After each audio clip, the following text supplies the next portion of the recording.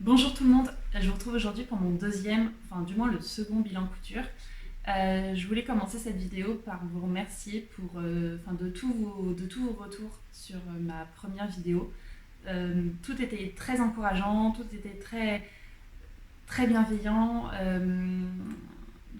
Voilà, j'ai reçu des commentaires adorables vraiment et qui m'ont beaucoup encouragée, d'une part à continuer à coudre et d'autre part à continuer. Alors j'ai reçu des commentaires sur ma vidéo YouTube et j'ai aussi reçu des messages privés sur Instagram. Et voilà, moi j'ai trouvé ça hyper motivant. Donc je voulais vous remercier. Il y a cependant deux commentaires qui sont apparus sur ma vidéo, en fait que je voyais, mais auxquels je ne pouvais pas répondre. Donc voilà, je tiens à m'excuser auprès de ces personnes. Ce n'est pas moi, c'est YouTube qui ne voulait pas que je réponde à vos commentaires. Donc, mais sachez que je les ai lus et que je les ai pris en compte. J'ai notamment pris en compte vos remarques sur le schéma technique. C'est pour ça que je suis très décalée sur mon cadrage pour pouvoir les insérer ici. Et, euh, voilà, je voulais aussi reprendre, enfin j'ai vu vos remarques sur ma jupe demi-cercle et merci beaucoup. Alors j'ai pas pu vraiment appliquer toutes les méthodes qu'on m'a conseillées, mais ce ne serait tardé. Je vérifie que ça filmait toujours, c'est bon, que je ne parle pas dans le vide. Ça ne serait tardé et voilà donc voilà. Et j'ai vu aussi des personnes qui me conseillaient d'investir dans une surjeteuse. Alors, c'est pas un problème d'investissement, c'est parce que j'aimerais beaucoup en avoir une et c'est pas un problème de. Oui, c'est pas un problème financier. Là, en l'occurrence, c'est vraiment un problème de place. Je suis dans un studio qui est grand, c'est un grand studio, mais je n'ai pas du tout de coin couture et une machine en plus, ça prendrait vraiment trop de place dans mon appartement. Donc voilà, mais si un jour je déménage, ça fait bien sûr partie des premiers investissements que je ferai parce que les finitions sont quand même beaucoup mieux à la surjeteuse que à la simple machine à coudre. Donc voilà, donc je vais vous présenter tout ce que j'ai cousu ces dernières semaines. Je suis désolée de ne pas avoir fait de vidéo entre temps. Mais en fait, je travaille, donc j'ai pas énormément de temps ni pour coudre ni pour filmer. Et le week-end, j'ai envie de sortir, surtout qu'il a fait très beau, donc j'ai envie de sortir, de profiter de l'extérieur, etc. Et je suis partie 3 jours, donc j'ai pas. En fait, j'avais d'une part pas le temps, mais en plus j'avais pas assez de contenu à vous proposer. Et si c'est faire une vidéo pour vous présenter deux petits hauts, j'en voyais pas vraiment l'intérêt. Donc là, je préfère vous faire une vidéo avec 4 projets couture, dont un complètement raté, et vous montrer ce que j'ai fait avec un contenu un petit peu plus fourni pour que ce soit plus intéressant pour vous. Donc, bah, c'est parti. Alors, je vais commencer cette vidéo par la robe Aloha de la dernière collection de Apolline Patterns que vous avez juste ici. Je vous mettrai le schéma technique ici et j'essaierai aussi de vous faire un insert de moi portant la robe sur le côté. Voilà, j'aime pas trop faire les inserts à la fin, je trouve que c'est plus parlant quand je le porte. Voilà, et je vous ferai aussi des inserts, peut-être des schémas techniques, enfin des points techniques que j'évoque. Donc voilà. Donc la robe Aloha, c'est une robe qui se présente comme sur le schéma technique, à savoir une robe. Je vais m'attacher les cheveux, que vous voyez le joli détail du col. En fait, c'est une robe chemise avec un col montant ici, faussement. J'ai envie de dire un col Mao, mais c'est pas tout à fait ça un col Mao. Avec un col. En fait, je ne vous regarde pas, mais je regarde ce que je vous montre. Avec un col montant ici, des manches un petit peu ballon et ceinturée à la taille, voilà, et une patte de boutonnage tout le long devant. Voilà, je l'ai réalisé dans une popeline de coton achetée chez Mondial Tissu. Ils ont ouvert un Mondial Tissu juste à côté de chez moi dans Paris. Euh, Ça aura ce sera la raison de ma ruine, voilà, je vous le dis. Je trouve que bon, tout n'est pas forcément de mon goût, mais je reconnais qu'il y a quand même de jolies choses à un prix plutôt abordable. La mercerie vient aussi de Mondial Tissu, voilà. Donc c'est une popeline. Je m'approche pour que vous puissiez bien voir le motif. Focus. Bon, ça va pas, mais vous voyez un peu le motif. C'est bleu avec des fleurs rouges et des détails, des ailes un peu jaunes. Bon, on ne voit pas, c'est pas grave. J'ai réalisé cette robe en 36-38, j'ai fait 38 sur les épaules et 36 sur le reste du corps.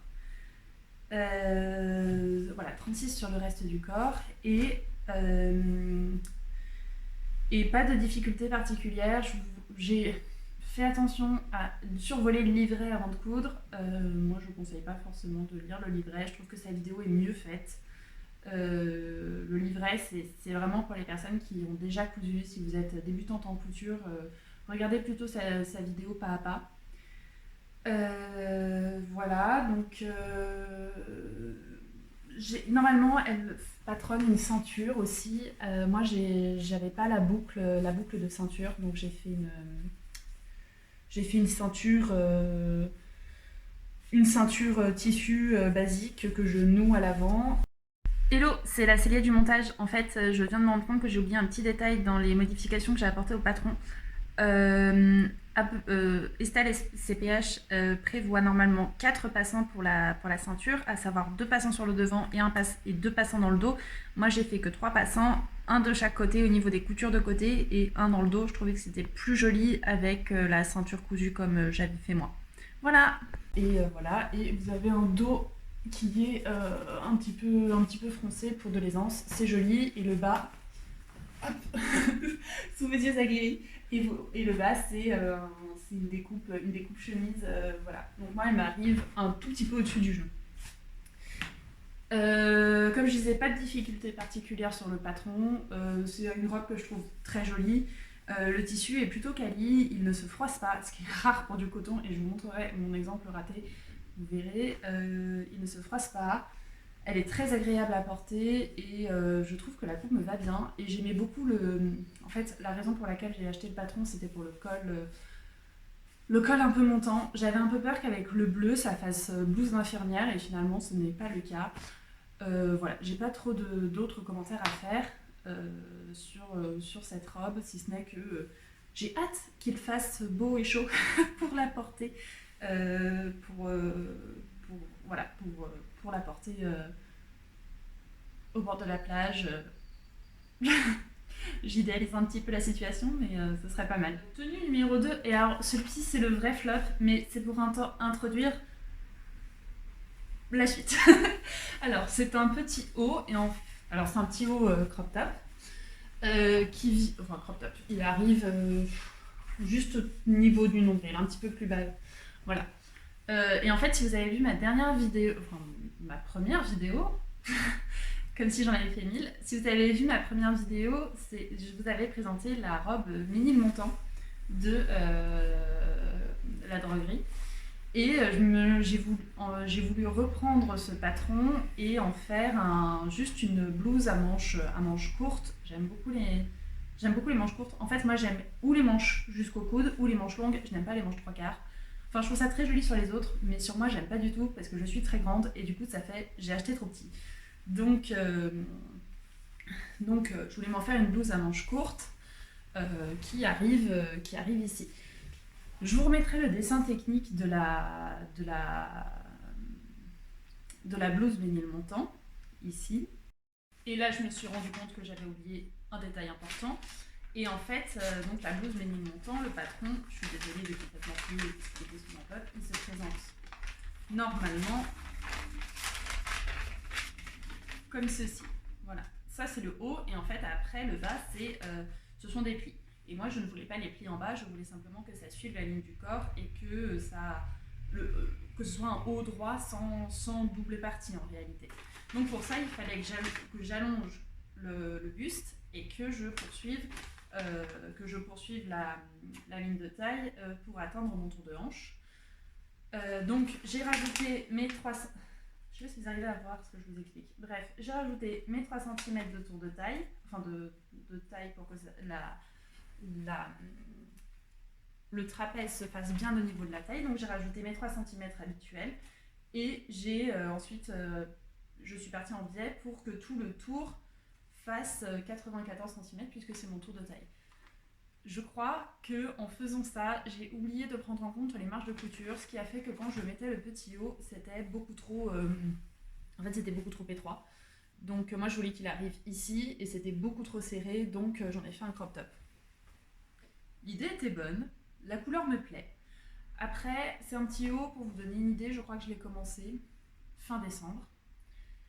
Je l'ai fini il y a 2 semaines parce qu'il m'a donné énormément de fil à retordre et c'est vraiment le cas de le dire. À la base, j'étais partie, donc comme ce que j'avais fait sur ma robe, j'étais partie sur un biais d'encolure thermocollé à mettre autour du col. Grave erreur, ça rebiquait, ça ressortait comme ça. Le col ici, hop, il faisait des trucs vraiment pas jolis. Donc je me suis dit, je vais virer ce biais et je vais faire un autre biais sans thermocollant. Et même chose, je ne comprenais pas pourquoi ça tenait pas, c'était vraiment pas beau du tout.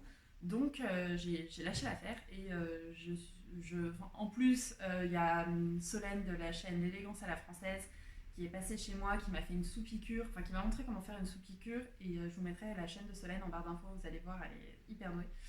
Elle m'avait fait une sous-piqûre sur mon chemisier et en fait ça rendait pas joli. Il y avait un espèce de bec au niveau des emmanchures qui était pas, enfin des emmanchures, de la couture d'épaule plutôt, qui était vraiment pas jolie. Donc je me suis dit que soit je balançais ce haut, soit je trouvais un autre moyen. Donc j'ai débarqué chez Mondial Tissu, j'ai acheté un biais d'encolure en polycoton, sachant que je n'achète jamais de biais d'encolure normalement puisque je l'ai fait moi-même. Donc un biais d'encolure en polycoton comme ceci, et je l'ai mis, et là, ça tombe nickel. Et vraiment nickel. Je lave le haut, et là en fait, alors il s'était passé un truc, c'est que mon fer avait dû adhérer à du thermocollant, et il était taché, et du coup en posant mon fer sur le tissu ensuite, ça a fait une tache sur le tissu, je sais pas si vous verrez. Je pense qu'on la voit pas vraiment. Ça a fait une tache sur le tissu et je me suis dit que ça va partir au lavage et que Lénie, ça va partir au lavage. J'y suis allée au bicarbonate de soude, vinaigre blanc et compagnie, l'enfer et ses flammes, ça partait pas. Donc, je suis essoufflée.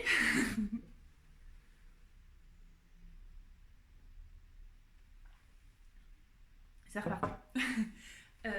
Donc, je me suis dit, bon, à la limite, c'est pas très grave. J'irai chez un teinturier pour voir si on peut pas refaire la tâche, sachant que le tissu, alors je vous ai pas précisé, pardon, tissu et mercerie, ça vient de ma petite mercerie. Et comme d'habitude, je vous mettrai tous les détails dans la barre d'infos. Je vous en ai fait une super détaillée la dernière fois et je vous ferai le même modèle pour cette fois-ci. Et en fait, ma petite mercerie ne vendait plus ce tissu, donc je pouvais même plus en racheter et c'est pas plus mal parce que ce tissu, en fait, il est moche. Il est très moche. C'est de la popeline de coton. Et bon, alors on le sait, le coton, c'est un tissu naturel, c'est galère à repasser, ça se froisse, etc. Moi, quand je mets des hauts, j'ai pas envie que quand je me pose sur mon canapé et que je me relève, on ait la trace du canapé dans mon dos. Et voilà, donc hyper galère à repasser. J'ai passé 20 minutes à vous le repasser pour la vidéo. Et comme vous pouvez voir, le repassage est affreux. Voilà, il est vraiment pas joli. Donc, ça ne me plaît pas, ça ne m'a pas plu. Ça, voilà, donc. Je pense que ce haut va me servir de... Enfin d'ailleurs ce haut m'a servi de toile pour le projet que je vais vous présenter juste après. Je vais récupérer les boutons, je vais faire des chutes de tissu complètement autre chose, enfin du tissu ici complètement autre chose. C'est dommage parce que je trouvais que la couleur était super jolie, qu'elle m'allait très bien au teint. Et je me disais que c'était un petit haut que je pouvais porter au printemps, en été et en automne parce que c'est un rose corail qui n'est pas flashy. Et voilà, donc c'est vraiment le haut de la loose. Déjà parce que j'avais pas vu assez large au niveau du bas du haut, ensuite parce que le tissu était pas de bonne qualité, ensuite parce que tous mes biais d'encolure, j'ai passé des mois à les changer, voilà, et enfin parce que la tâche. Donc super. J'en profite pour vous faire un petit aparté sur ce que j'ai sur la tête. C'est un serre-tête en réalité. voilà, qui vient de chez Marie-Joséphine Headbands et qui les vend sur son site. Ils sont faits en France, les sequins sont faits en France également, sans production de matière plastique. Et voilà, et en fait c'est un petit projet qu'elle a lancé et que je souhaitais encourager parce qu'en plus je trouve que c'est super joli, c'est super élégant, super raffiné. Je vous ferai des inserts avec des photos. Super élégant, super raffiné, et je trouvais que ça allait très bien avec mon tuyau que je ne pourrais jamais porter. Donc, bon, c'est pas très grave. Je pense que le monde s'en remettra. Et là, on passe au projet suivant qui est, encore une fois, un patron inspiré de la blouse robe, enfin slash robe Ménilmontant de la droguerie. J'aime vraiment énormément le col, donc j'avais envie de le refaire. Surtout que moi, il n'y a pas de montagne assez haute, donc quand je rate, je veux faire jusqu'à réussir. Et donc je me suis dit que j'allais le refaire, mais que j'allais le refaire en version encore différente, avec des manches un peu ballon et un bracelet de manche. C'est un Vichy qui vient des Coupons de Saint-Pierre. Je ne sais pas combien de métrages j'ai utilisé, parce qu'en fait c'était des chutes de tissu. Et j'ai quand même réussi à faire des raccords dans des chutes de tissu. Donc voilà. Donc j'ai repris le patron que j'avais utilisé pour la blouse que j'avais faite, que je vous ai montré juste avant. Et j'ai ajouté 2 cm en bas, donc j'ai coupé en suivant les 2 cm rallongés. Et là, elle tombe plus bas, en fait, elle arrive au niveau des hanches, et je trouve que c'est beaucoup plus joli sur moi. Voilà, donc pour faire mes manches ballon, j'ai agrandi les manches, j'ai fait des manches une ou deux tailles au-dessus de ce que le patron indiquait. Enfin, moi, je vous avais dit, j'avais fait en 36. Donc, je l'ai fait 2 tailles au-dessus et j'ai ajouté les bracelets de manches de la Aloha que je vous ai montré en début de vidéo. Voilà, je trouve que ça fait plutôt joli. Les boutons viennent de Mondial Tissu. Oui, les boutons viennent de Mondial Tissu. J'ai fait un biais d'encolure. J'ai pas fait de biais d'encolure, encore une fois, c'est un biais un biais en polycoton parce que je n'avais pas assez de tissu pour faire un vrai biais. Donc voilà, puis je trouve que c'est plutôt joli en réalité. Enfin, je vous montrerai le vêtement sur l'envers, mais c'est plutôt joli. Je vous montrerai dans les inserts, puisque maintenant je vais en faire. C'est plutôt joli et voilà, je ne sais pas trop quoi ajouter. Je l'ai fait très rapidement celui-ci et j'ai vraiment en fait c'est bien puisque en utilisant cet autre tissu pour faire ma toile, j'ai vraiment appris de mes erreurs et là j'ai fait quelque chose de très sympa, un peu rétro, que je peux aussi porter en toute saison et que j'aime bien. Voilà, j'aime bien ce que j'ai réussi à faire. Donc voilà, je reprends. Donc là je porte une jupe crayon. Ça faisait longtemps que je voulais me faire une jupe crayon en réalité et j'avais un patron de jupe crayon de Louis-Antoinette, j'allais dire Marie-Joséphine, pas du tout, le patron Joséphine de Louis-Antoinette, je vais y arriver, que j'avais récupéré de quand j'avais travaillé là-bas et en fait je m'étais dit que j'allais me faire une jupe crayon à partir de ce patron.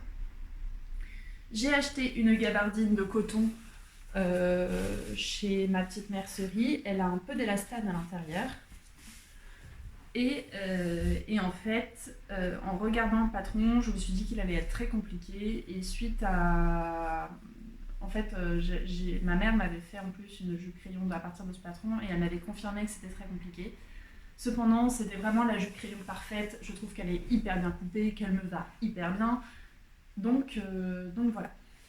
D'ailleurs à propos du voilà, ma mère m'a dit que je le disais énormément dans ma vidéo, donc en attendant que je m'enlève ce tic de langage, je vous propose d'instaurer un jeu à boire. Donc vous buvez une gorgée d'eau, de café, de vodka à chaque fois que je le dis, et vous me dites dans quel état vous êtes à la fin de la vidéo. Donc, suite à l'échec cuisant de mon petit rose, je voulais vraiment pas m'attarder sur un patron trop compliqué à réaliser. Et un autre détail qui a fait que je n'ai pas fait la jupe Joséphine, c'est que c'est une marque de patron qui n'existe plus.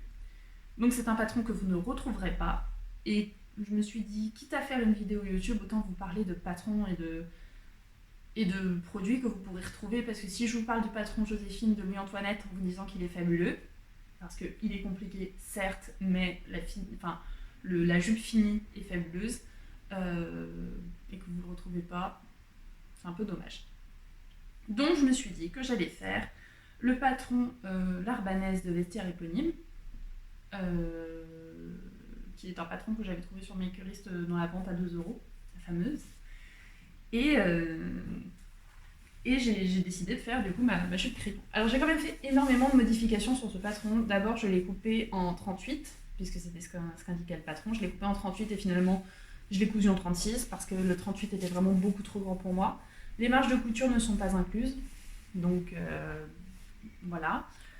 Donc en fait je l'ai coupé en 38 sur le patron et j'ai pas ajouté de marge de couture, pour faire simple. Donc c'est comme si je l'avais cousu en 36. J'ai fait pas mal de modifications, notamment sur le patron. D'ailleurs, je vous avais mis le dessin technique avant.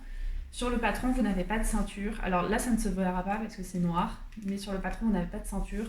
Moi, j'ai ajouté une ceinture. Donc, comment j'ai fait ça? J'ai pris la parmenture, je l'ai coupée 2 fois, et au lieu de coudre la parmenture vers l'intérieur, je l'ai cousue vers l'extérieur. J'ai repris une parmenture que j'ai cousue pour faire une ceinture, et j'ai fait une surpiqûre. Je pense que vous ne la verrez pas du tout puisque c'est noir sur noir.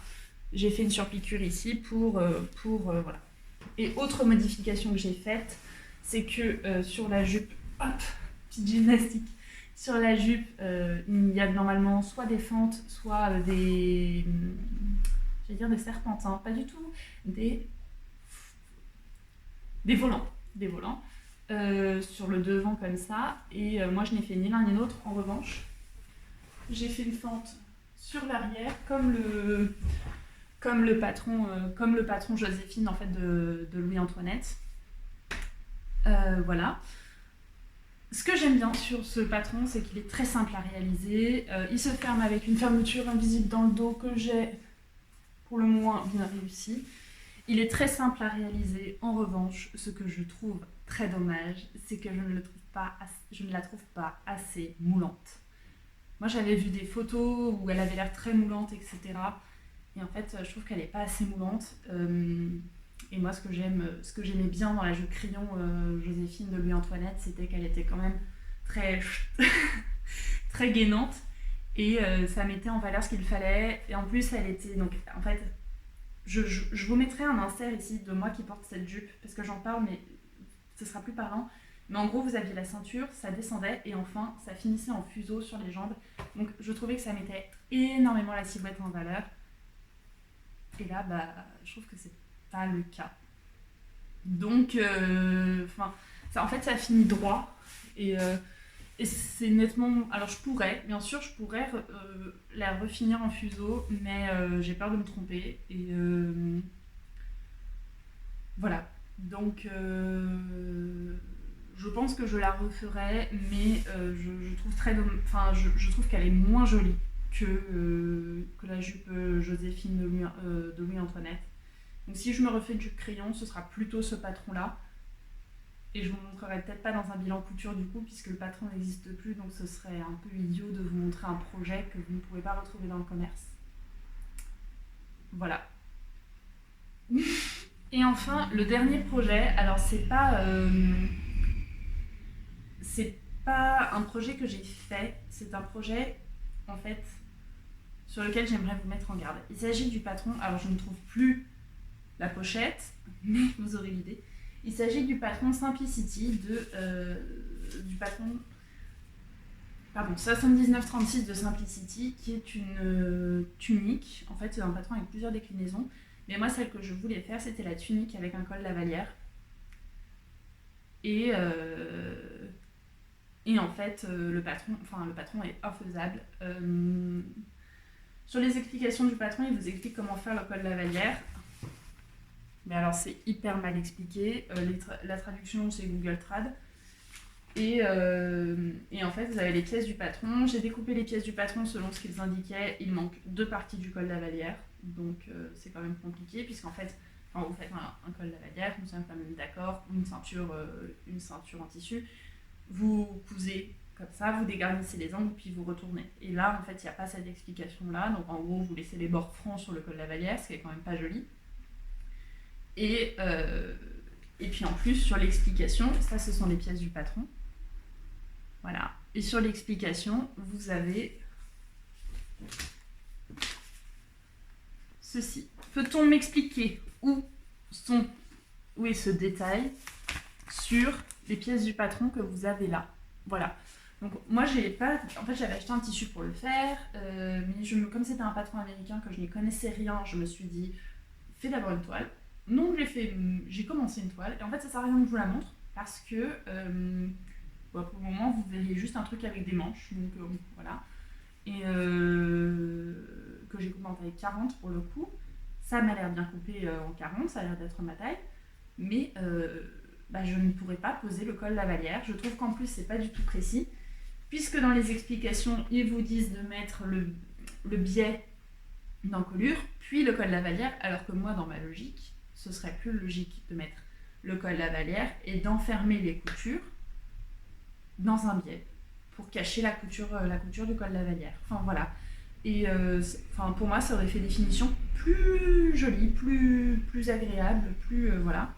Donc en fait je suis coincée sur ce patron, donc je pense que je vais trouver une solution et peut-être que vous le verrez dans mon prochain bilan couture, sauf que c'était une robe en velours vert, donc je pense que vous ne la verrez pas c'est plutôt une robe qui datera du mois de novembre, qui sera pour le mois de novembre plutôt, mais non, je